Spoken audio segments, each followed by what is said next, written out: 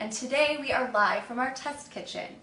We are going to be showing you 3 easy Thanksgiving recipes and sharing some tips along the way to ensure that you will have the best Thanksgiving ever. So let's get started.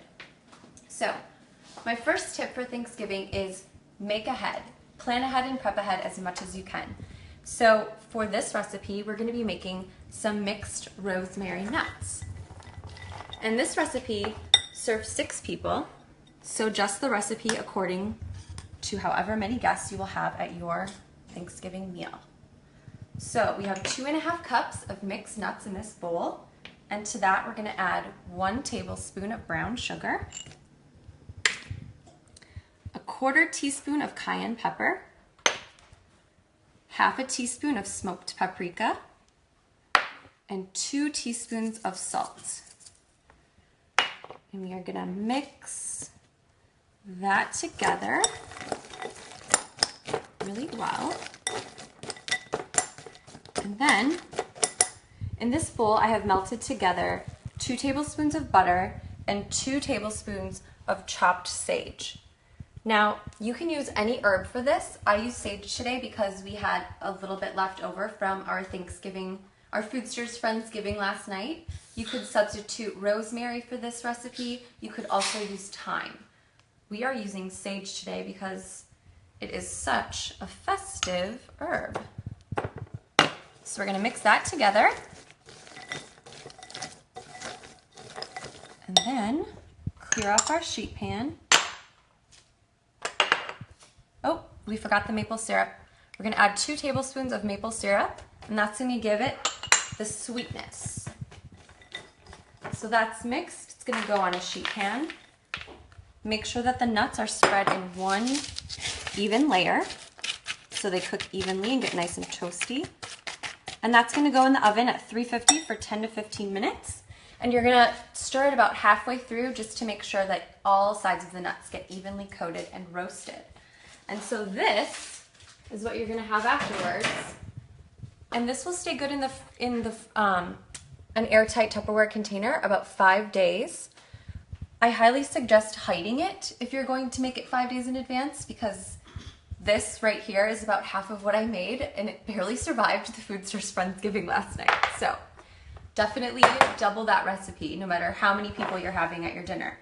So our guests are snacking on the nuts and they are sipping their cocktails, and you want to enjoy your Thanksgiving with them. You don't want to be stuck in the kitchen. So my next tip is to set it and forget it. So I have here the bowl of a crock pot, and here I have 3 pounds of russet potatoes that I cut into 1-inch cubes, and I cooked these in about 1/2 cup of water for 2 hours in the crock pot on high heat. And that's just going to tenderize them and make them easy for you to whip up right in this exact same bowl.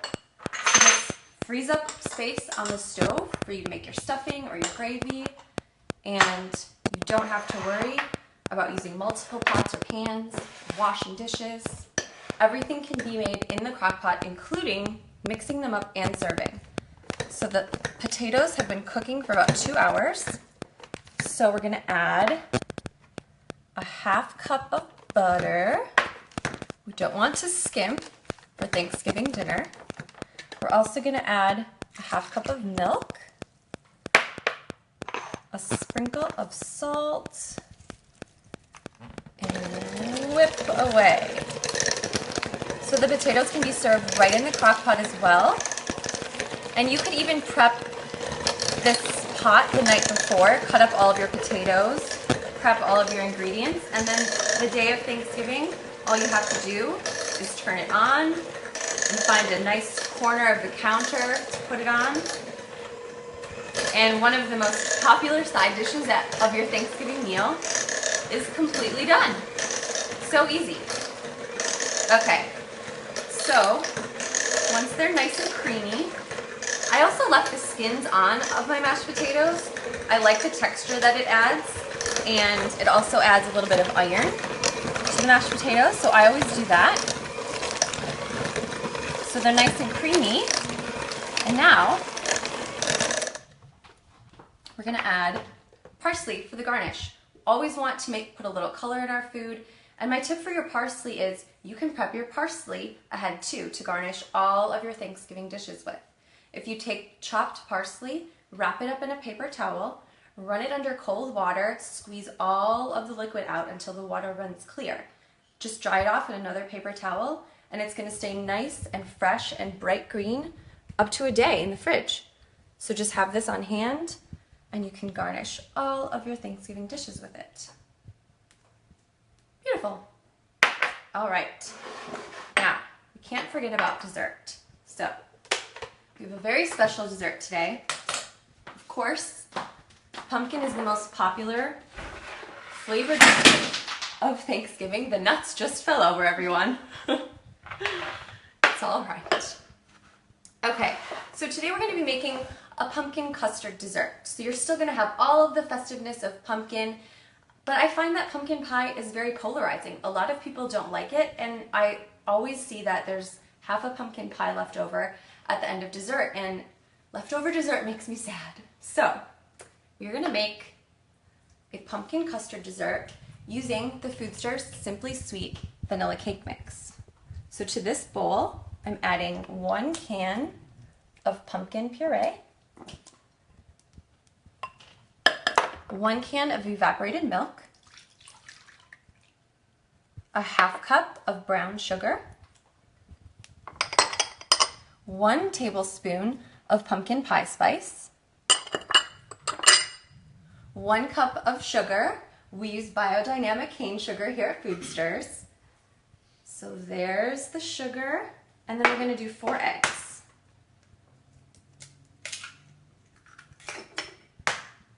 Pinch of salt. Get those eggs in there. Okay. So this is going to go into the bottom of a greased 9 by 13 pan. I'm going to make up the custard here. And this base is also something that you could make ahead. You can make this base, I would say up to 2 or 3 days ahead, stored in an airtight container in the fridge. And then when you want to bake the dessert, you just pour it into your greased 9 by 13 pan. Ooh. Okay. And then you take the cake mix, and this is the easiest thing ever. You just sprinkle the mix over the top of the pumpkin custard base. There's no rhyme or reason. Just make sure it's pretty evenly coated. And then you're going to take 1 cup of melted butter and just drizzle it over the top. So this is going to bake in a 350-degree oven for about an hour, hour and a half, just until the middle is set.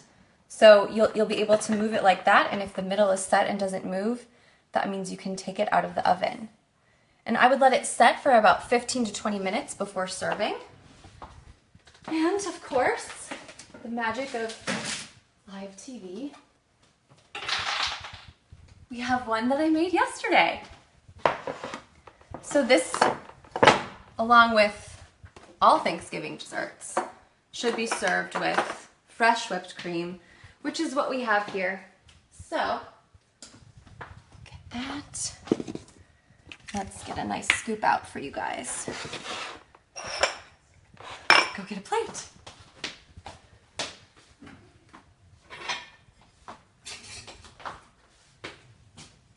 All right. So this is more of a cobbler.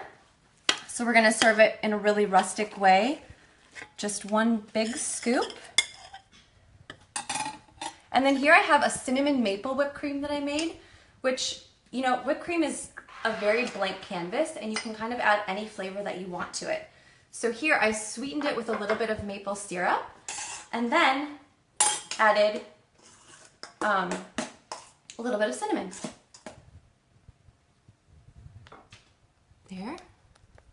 And all of our mixes are organic and non-GMO, so you can feel really great about serving this at your Thanksgiving meal. And Thanksgiving doesn't end with dessert, because everybody wakes up the day after Thanksgiving with a stretched out and empty stomach. So prepare now. Today only, if you buy any trio mix, you get a pancake mix for free. So prep ahead for all of your hungry guests who will be waking up the day after Thanksgiving very hungry, and you can get a free pancake mix today only with any purchase of our trio mixes. We have great deals all week long, so be sure to check out the Foodstirs website, and everybody have a great Thanksgiving. Bye!